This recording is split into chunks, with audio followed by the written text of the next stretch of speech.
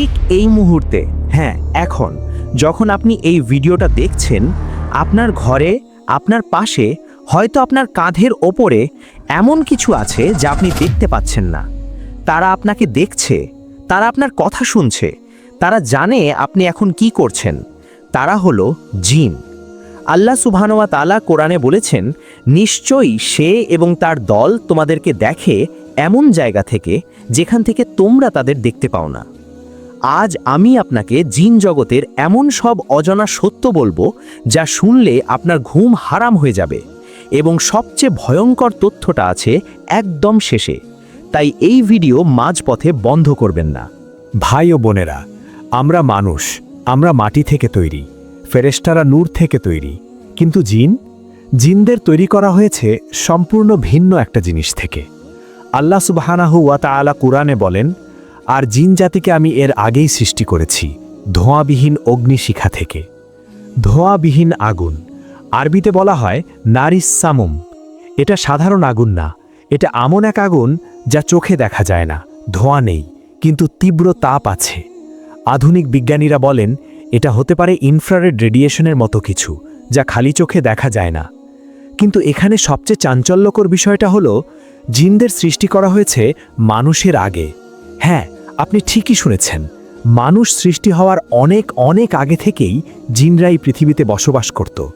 তারাই ছিল এই পৃথিবীর প্রথম বুদ্ধিমান অধিবাসী। আল্লাহ বলেন, আমি মানুষকে শুকনো ঠনঠনে মাটি থেকে সৃষ্টি করেছি, আর জিনকে সৃষ্টি করেছি এর পূর্বেই। তাহলে প্রশ্ন হলো, মানুষ আসার আগে জিনরাই পৃথিবীতে কি করত?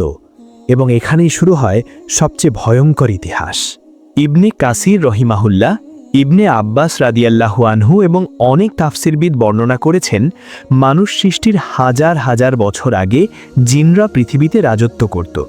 তারা বংশবিস্তার করল, সভ্যতা গড়ল, কিন্তু তারপর তারা একে অপরের সাথে যুদ্ধ শুরু করল, রক্তপাত করল, ফ্যাসাদ করল।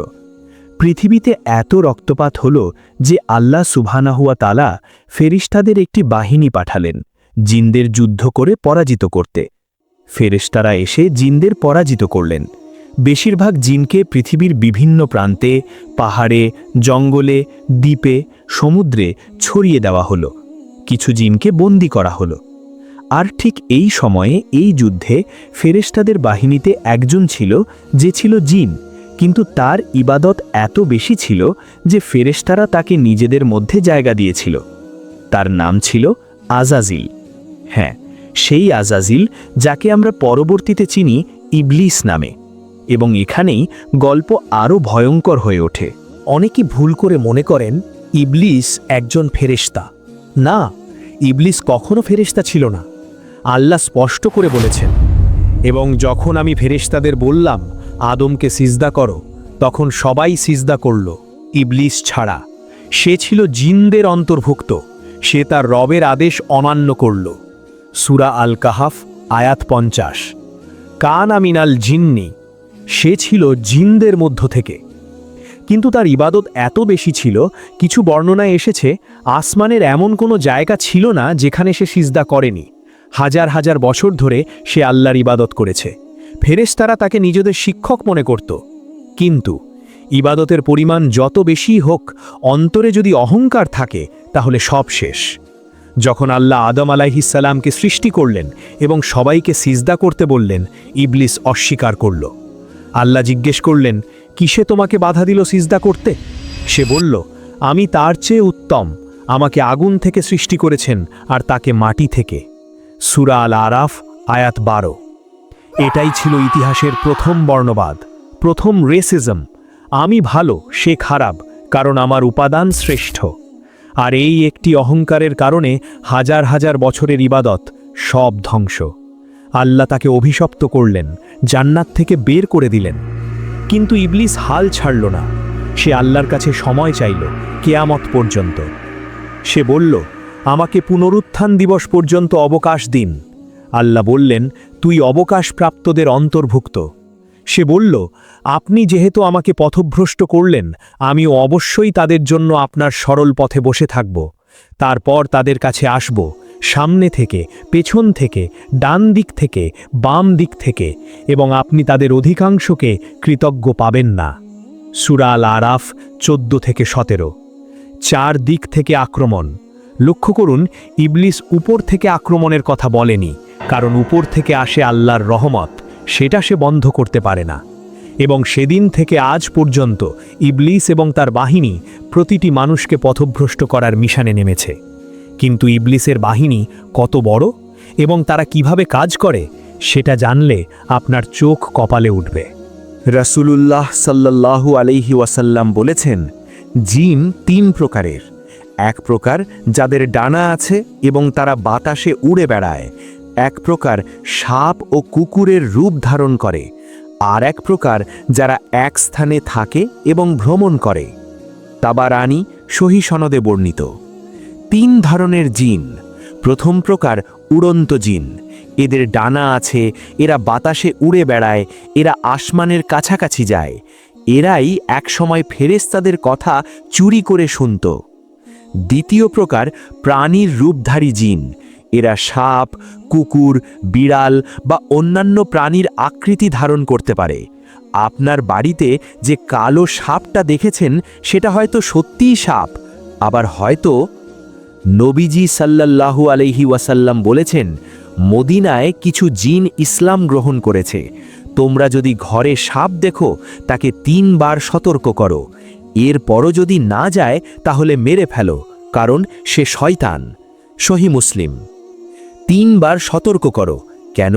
কারণ সে যদি জিন হয় এবং মুসলিম হয় তাহলে সে সতর্কবাণী শুনে চলে যাবে। তৃতীয় প্রকার ভূমিতে বসবাসকারী। এরা মানুষের মতোই ঘরবাড়ি বানায়, সংসার করে, সন্তান জন্ম দেয়। পার্থক্য হলো আমরা তাদের দেখতে পাই না, কিন্তু তারা আমাদের দেখতে পায়। এখন আসুন জানি জিনরা কোথায় থাকে, তাদের ঠিকানা কি। এটা জানলে আপনি হয়তো আর সেই জায়গাগুলোতে একা যেতে চাইবেন না। 1. পরিত্যক্ত ধ্বংসপ্রাপ্ত স্থান। রাসূলুল্লাহ সাল্লাল্লাহু আলাইহি ওয়াসাল্লাম পরিত্যক্ত জায়গায় একা নামাজ পড়তে নিষেধ করেছেন। পুরনো ভবন, পরিত্যক্ত বাড়ি, ধ্বংসস্তূপ এগুলো জিনদের পছন্দের আবাসস্থল। 2. টয়লেট ও নোংরা জায়গা। নবীজি সাল্লাল্লাহু আলাইহি ওয়াসাল্লাম টয়লেটে ঢোকার আগে দোয়া পড়তেন, আল্লাহুম্মা ইন্নী আউযু বিকা মিনাল খুবুসি ওয়াল খাবাইস। হে আল্লাহ, আমি আপনার কাছে আশ্রয় চাই পুরুষ ও নারী শয়তান থেকে।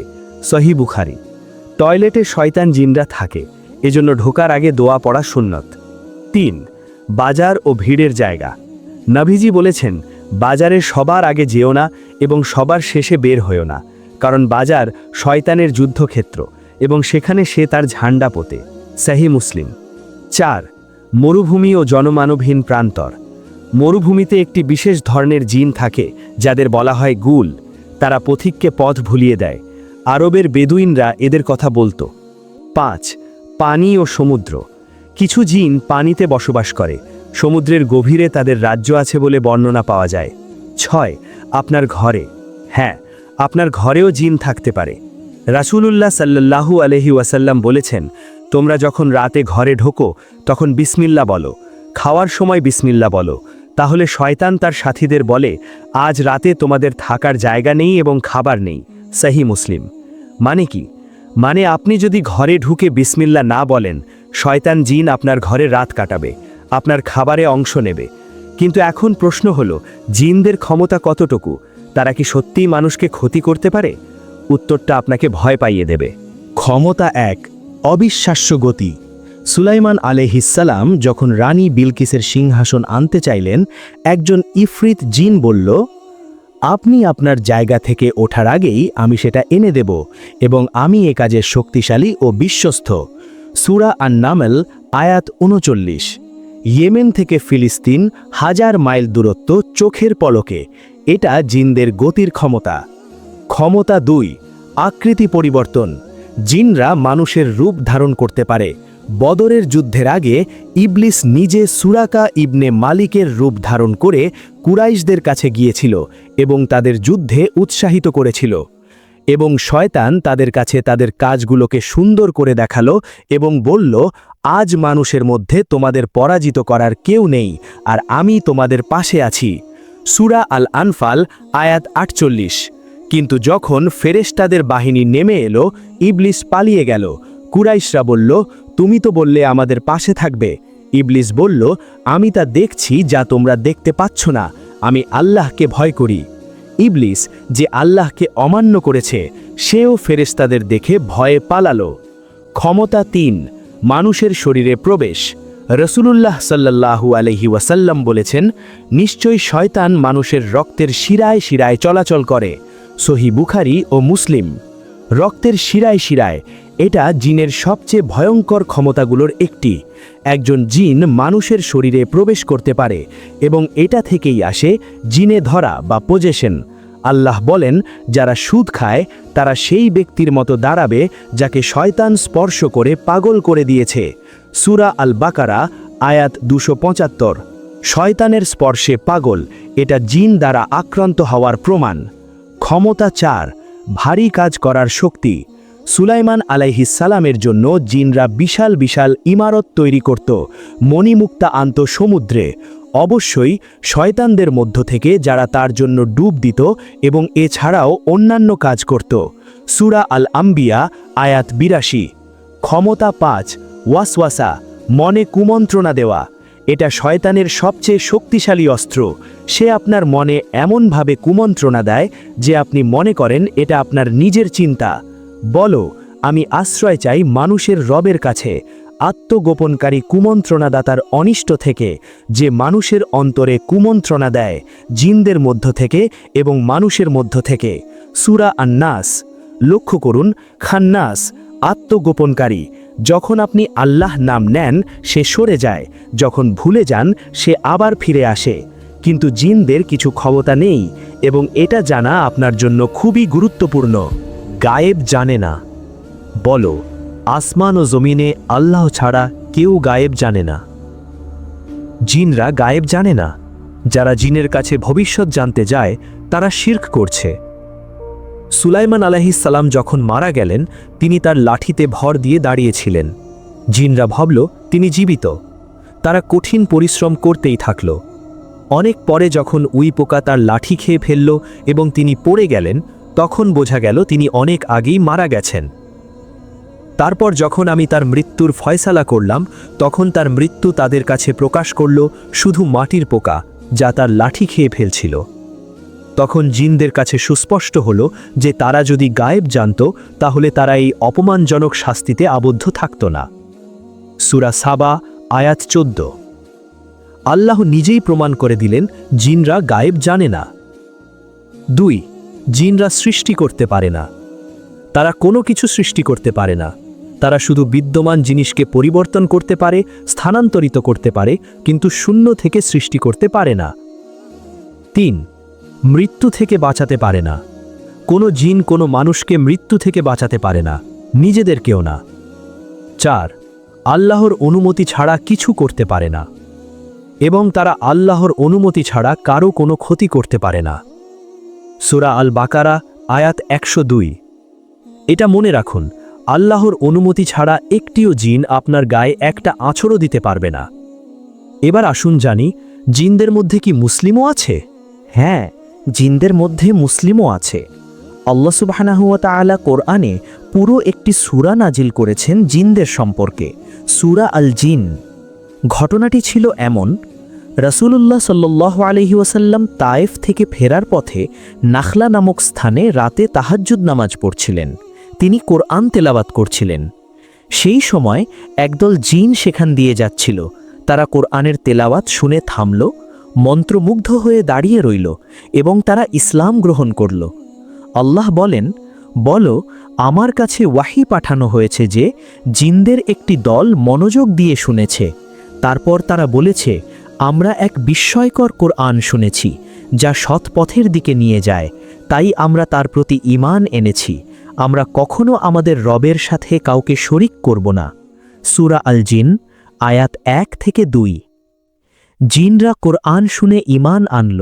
তারা নিজেদের কওমের কাছে ফিরে গিয়ে দাওয়াত দিল এবং আমাদের মধ্যে কিছু মুসলিম আছে আর কিছু সত্যবিমুখ আছে।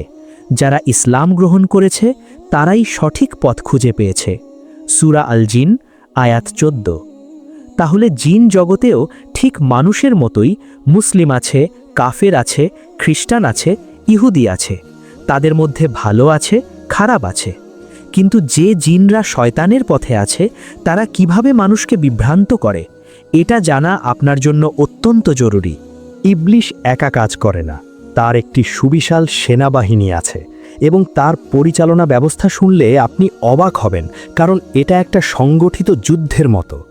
রাসূলুল্লাহ সাল্লাল্লাহু আলাইহি ওয়াসাল্লাম বলেছেন, ইবলিশ তার সিংহাসন পানির উপর স্থাপন করে, তারপর সে তার বাহিনী চারদিকে পাঠায়। তাদের মধ্যে তার কাছে সবচেয়ে প্রিয় হলো সেই শয়তান যে সবচেয়ে বড় ফিতনা সৃষ্টি করে। সহিহ মুসলিম। তাদের একজন এসে বলে, আমি অমুককে এই কাজ করিয়েছি। ইবলিস বলে, তুই কিছুই করিসনি। তারপর আরেকজন আসে এবং বলে, আমি অমুক ব্যক্তিকে ছাড়িনি যতক্ষণ না তার এবং তার স্ত্রীর মধ্যে বিচ্ছেদ ঘটিয়েছি। তখন ইবলিস তাকে কাছে টানে এবং বলে, তুই তো চমৎকার কাজ করেছিস। সহিহ মুসলিম। লক্ষ্য করুন, ইবলিসের কাছে সবচেয়ে প্রিয় কাজ কি? স্বামী স্ত্রীর মধ্যে বিচ্ছেদ ঘটানো, পরিবার ভাঙা। আপনি কি কখনো খেয়াল করেছেন, আপনি আপনার স্ত্রী বা স্বামীর সাথে কথা বলতে গিয়ে হঠাৎ ছোট একটা বিষয়ে ভয়ঙ্কর ঝগড়া হয়ে যায়? পরে ভাবেন, আরে এত ছোট বিষয়ে কেন এত রাগ হলো? এটাই শয়তানের কাজ। এবং শয়তানের আরেকটি বিশেষ বাহিনী আছে যাদের নাম হলো কারিন। প্রতিটি মানুষের সাথে একজন জিন শয়তান নিযুক্ত আছে, যাকে বলা হয় কারিন। রাসূলুল্লাহ সাল্লাল্লাহু আলাইহি ওয়াসাল্লাম বলেছেন, তোমাদের প্রত্যেকের সাথেই তার একজন সঙ্গী জিন এবং সঙ্গী ফেরেশতা নিযুক্ত আছে। সাহাবীরা বললেন, আপনার সাথেও কি ইয়া রাসূলাল্লাহ? তিনি বললেন, আমার সাথেও। তবে আল্লাহ আমাকে তার উপর সাহায্য করেছেন, ফলে সে ইসলাম গ্রহণ করেছে। এখন সে শুধু ভালো কাজেরই আদেশ দেয়। সহিহ মুসলিম। ভাবুন, এই মুহূর্তে আপনার সাথে একজন জিন শয়তান আছে। সে আপনাকে জানে, আপনার দুর্বলতা জানে, আপনাকে কোন দিক দিয়ে ধোঁকা দিতে হবে সে জানে, এবং সে আজীবন আপনার সাথে থাকবে, আপনার মৃত্যু পর্যন্ত। ভয় পাচ্ছেন? ভয় পাওয়ারই কথা, কিন্তু আল্লাহ আমাদের অরক্ষিত রাখেননি। কিভাবে জিন থেকে রক্ষা পাওয়া যায় সেটা বলছি, কিন্তু তার আগে আরেকটা ভয়ঙ্কর বিষয় জেনে নিন। এটা কোরআনের সবচেয়ে রোমাঞ্চকর ঘটনাগুলোর একটি। ইসলামের আগে জিনরা আসমানে উঠে ফেরেশতাদের আলোচনা চুরি করে শুনত। তারা ভবিষ্যতে কি ঘটবে সেটার কিছু কিছু তথ্য পেয়ে যেত। তারপর সেই তথ্য নিয়ে পৃথিবীতে আসত এবং গণকদের কাহিনদের কাছে পৌঁছে দিত। গণকরা একটা সত্যের সাথে ৯৯টা মিথ্যা মিশিয়ে মানুষকে বলতো। রাসূলুল্লাহ সাল্লাল্লাহু আলাইহি ওয়াসাল্লাম বলেছেন, তারা একটি সত্য কথা শুনে আনে, তারপর তার সাথে ১০০টি মিথ্যা মেশায়।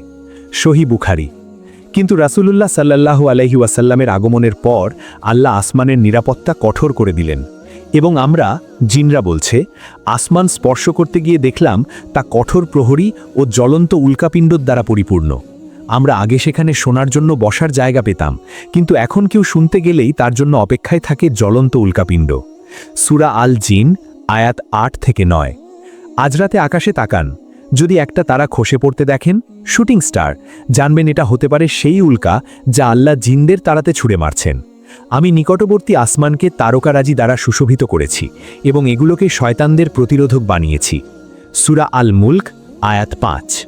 আল্লাহ সুবহানাহু ওয়া তাআলা সুলাইমান আলাইহিস সালামকে এমন রাজত্ব দিয়েছিলেন যা পৃথিবীতে আর কাউকে দেওয়া হয়নি এবং হবেও না।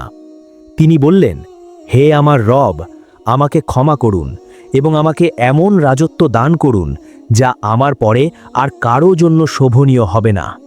সূরা সদ, আয়াত ৩৫। আল্লাহ তাকে কি দিলেন? বাতাসের ওপর নিয়ন্ত্রণ। বাতাস তার আদেশে চলত। সকালের বাতাসে ১ মাসের পথ, বিকালের বাতাসে ১ মাসের পথ, মানে একদিনে ২ মাসের দূরত্ব অতিক্রম। পশু পাখির ভাষা বোঝার ক্ষমতা। তিনি পিঁপড়ার কথা শুনতে পেতেন। হুদহুদ পাখি তার সৈন্য ছিল। পিঁপড়া তাকে দেখে বলেছিল, হে পিঁপড়ারা, তোমাদের গর্তে ঢোকো, যেন সুলাইমান ও তার বাহিনী অজ্ঞাতসারে তোমাদের পিষ্ট না করে। সুলাইমান শুনে হেসেছিলেন। এবং জিনদের উপর পূর্ণ নিয়ন্ত্রণ। জিনরা তার অধীনে কাজ করত। তারা বিশাল প্রাসাদ নির্মাণ করত, ভাস্কর্য তৈরি করত, হাউজের মতো বিশাল পাত্র বানাত, চুলার ওপর স্থাপিত বিশাল ডেক বানাত। তারা তার জন্য তৈরি করত যা তিনি ইচ্ছা করতেন, প্রাসাদ, ভাস্কর্য, হাউজ সদৃশ বৃহৎ পাত্র এবং চুলার ওপর স্থাপিত বিশাল ডেগ। সূরা সাবা আয়াত 13। এবং যে জিনরা অবাধ্য হতো, সুলাইমান আলাইহিসসালাম তাদের শিকলে বেঁধে রাখতেন, এবং শয়তানদের মধ্যে থেকে যারা শিকলে বাঁধা ছিল। সূরা সদ আয়াত 38। কিন্তু সুলাইমান আলাইহিসসালামের মৃত্যুর পর কি হলো? এটা সবচেয়ে চমকপ্রদ ঘটনা। আমি আগেও বলেছি, তিনি লাঠিতে ভর দিয়ে দাঁড়িয়ে থাকা অবস্থায় মারা গেলেন। জিনরা বুঝতেই পারেনি, তারা কাজ করতেই থাকল মাসের পর মাস, ভেবেছিল তিনি তাদের দেখছেন। এই ঘটনা থেকে আল্লাহ মানব জাতিকে শিক্ষা দিলেন, জিনরা গায়েব জানে না। যদি জানতো তাহলে তারা কেন অপমানজনক শাস্তি সহ্য করে কাজ করতে থাকলো? এখন আমি আপনাকে বলবো, জিন এবং জাদুবিদ্যার ভয়ঙ্কর সম্পর্ক। এটা না জানলে আপনি বিপদে পড়তে পারেন। আল্লাহ সুবহানাহু ওয়া তাআলা কোরআনে একটি চাঞ্চল্যকর ঘটনা বর্ণনা করেছেন, হারুত ও মারুতের ঘটনা, এবং তারা সেটার অনুসরণ করল যা শয়তানরা সুলাইমানের রাজত্বে পাঠ করত। সুলাইমান কুফরি করেননি, বরং শয়তানরা কুফরি করেছিল। তারা মানুষকে জাদু শেখাত, এবং যা বাবিলে 2 ফেরেশতা হারুত ও মারুতের ওপর নাজিল করা হয়েছিল, তারা কাউকে না শিখিয়ে বলতো, আমরা তো কেবল পরীক্ষা স্বরূপ, সুতরাং তুমি কুফরি করো না। সূরা আল বাকারা আয়াত 102। এই আয়াত থেকে কিছু ভয়ঙ্কর বিষয় জানা যায়। 1. জাদু সত্য, এটা কোনো ভেলকিবাজি না, এটা বাস্তব এবং কুরআন দ্বারা প্রমাণিত। 2. জাদু শিখতে গেলে কুফরি করতে হয়। হারুত মারুত স্পষ্ট বলে দিতেন, আমরা পরীক্ষা, কুফরি করো না। তারপরও মানুষ শিখত। 3. জাদু দিয়ে স্বামী স্ত্রীর মধ্যে বিচ্ছেদ ঘটানো যায়। একই আয়াতে আল্লাহ বলেন, তারা তা থেকে এমন কিছু শিখত যা দিয়ে স্বামী স্ত্রীর মধ্যে বিচ্ছেদ ঘটায়। 4. জাদু আল্লাহর অনুমতি ছাড়া কারো ক্ষতি করতে পারে না, এবং তারা আল্লাহর অনুমতি ছাড়া এর দ্বারা কারো ক্ষতি করতে পারে না। এবং রাসূলুল্লাহ সাল্লাল্লাহু আলাইহি ওয়াসাল্লামের উপরেও জাদু করা হয়েছিল। ইহুদি লাবিদ ইবন আসম নবীজির উপর জাদু করেছিল। নবীজি কিছুদিন প্রভাবিত ছিলেন। তারপর জিবরিল আলাইহিসসালাম এসে জানালেন, জাদু কোথায় আছে? একটি কূপে সুতার গিটে বাঁধা ছিল। সূরা ফালাক ও সূরা নাস নাজিল হলো এবং জাদু ভেঙে গেল। এজন্যই সূরা ফালাক ও সূরা নাস পড়া এত গুরুত্বপূর্ণ।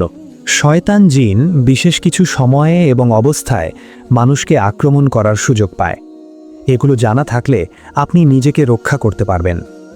1. যখন অত্যন্ত রাগান্বিত হন। নবীজি বলেছেন, রাগ শয়তানের পক্ষ থেকে। অতিরিক্ত রাগের সময় শয়তান মানুষকে প্রভাবিত করে। এজন্য রাগ হলে আউযু বিল্লাহি মিনাশ শাইতানির রাজিম পড়ুন, উজু করুন, বসে যান। 2. মাগরিব ও ইশার মাঝের সময়। নবীজি বলেছেন, সূর্য ডোবার সময় তোমাদের সন্তানদের ঘরে রাখো, কারণ এই সময় শয়তানরা ছড়িয়ে পড়ে। সহিহ বুখারী। 3. যখন একা নির্জনে থাকেন। একা একা নির্জন জায়গায় দীর্ঘ সময় থাকলে, বিশেষ করে বিসমিল্লাহ ও দোয়া ছাড়া শয়তান কাছে আসার সুযোগ পায়। 4. গুনাহে লিপ্ত থাকলে।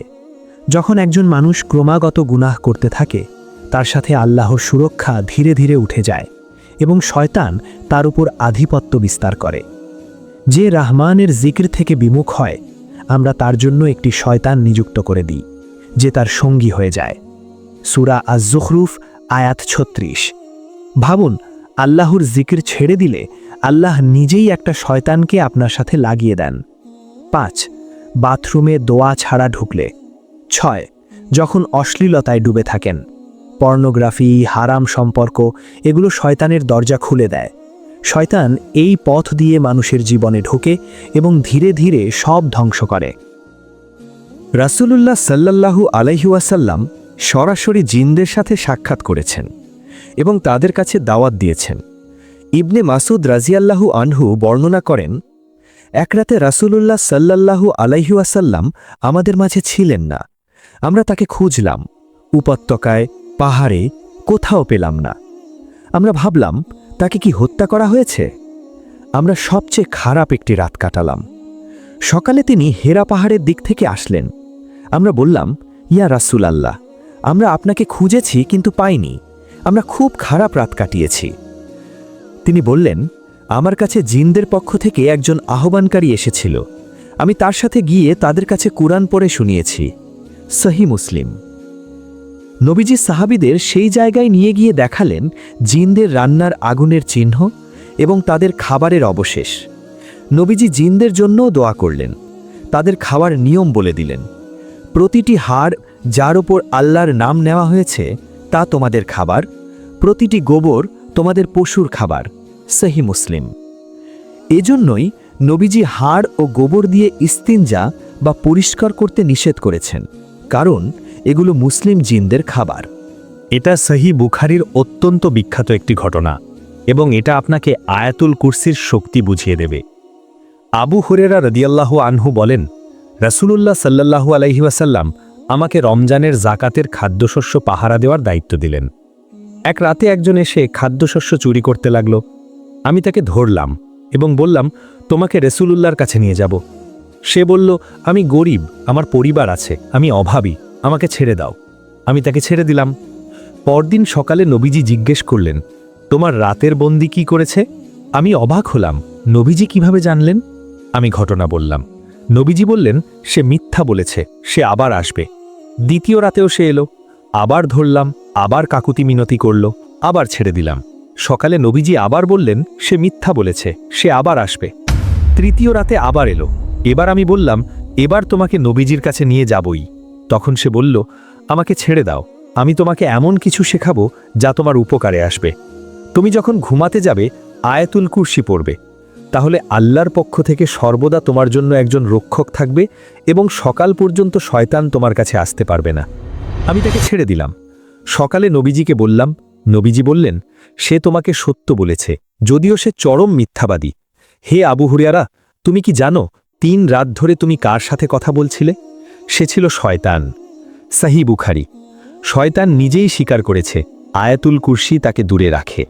এখন সবচেয়ে গুরুত্বপূর্ণ অংশ, কিভাবে জিন ও শয়তান থেকে নিজেকে রক্ষা করবেন। 1. আয়াতুল কুরসি, সবচেয়ে শক্তিশালী ঢাল। প্রতি নামাজের পর এবং ঘুমানোর আগে আয়াতুল কুরসি পড়ুন। শয়তান নিজেই বলেছে এটা তাকে দূরে রাখে। 2. সূরা বাকারার তেলাওয়াত। নবীজি বলেছেন, তোমাদের ঘরকে কবর বানিও না।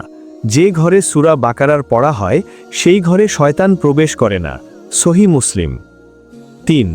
সূরা ফালাক ও সূরা নাস।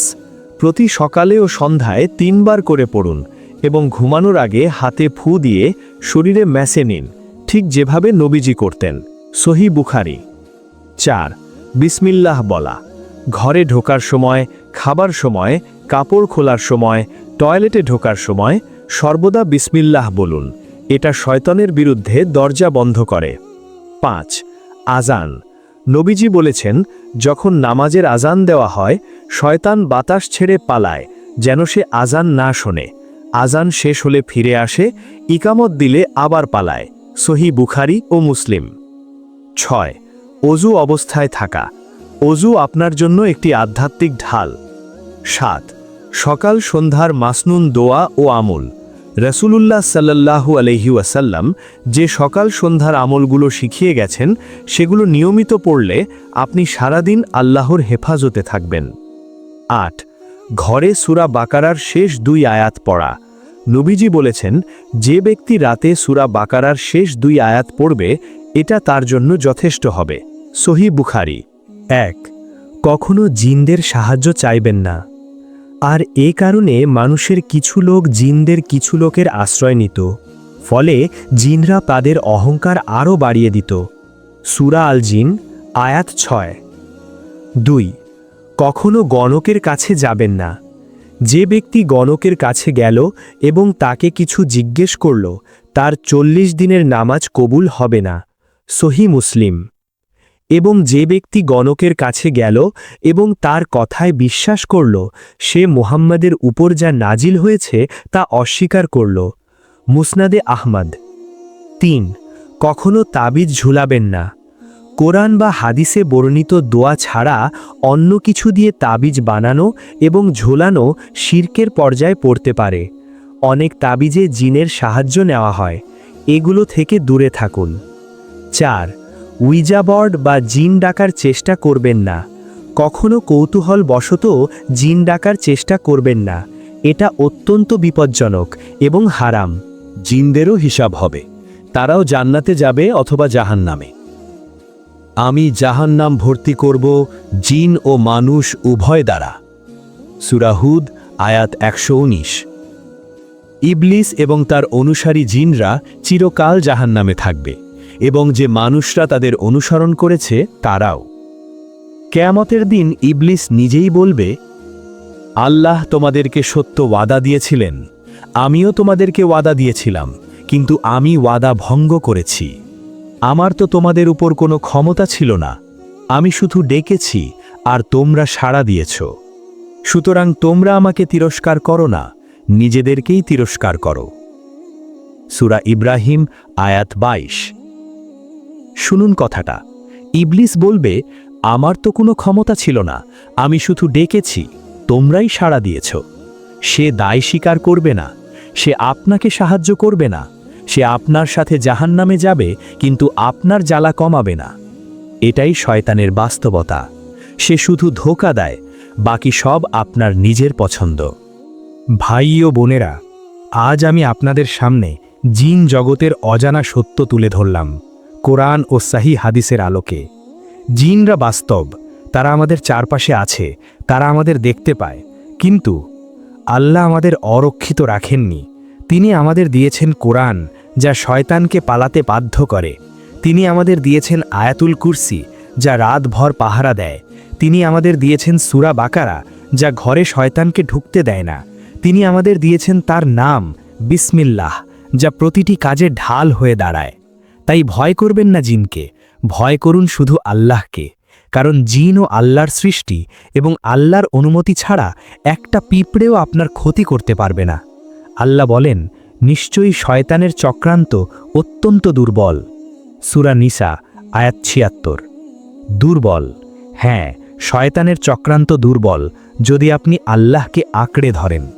আজ থেকে, এই মুহূর্ত থেকে ঘুমানোর আগে আয়াতুল কুরসি পড়ুন, সকাল সন্ধ্যায় 3 কুল পড়ুন, ঘরে সূরা বাকারা চালু রাখুন, বিসমিল্লাহ বলে প্রতিটি কাজ শুরু করুন, এবং এই ভিডিওটা শেয়ার করুন আপনার পরিবারকে, বন্ধুদের, যেন তারাও জানতে পারে এবং নিজেদের রক্ষা করতে পারে। কারণ আপনার একটা শেয়ারে যদি একজন মানুষও উপকৃত হয়, সেই সওয়াব আপনার আমলনামায় যুক্ত হবে ইনশাআল্লাহ। আল্লাহ আমাদের সবাইকে শয়তানের সকল ফিতনা থেকে হেফাজত করুন, জিন ও ইনসানের সকল অনিষ্ট থেকে রক্ষা করুন, এবং জান্নাতুল ফিরদাউসে প্রবেশ করান। আমিন ইয়া রাব্বাল আলামিন। আল্লাহ হাফেজ।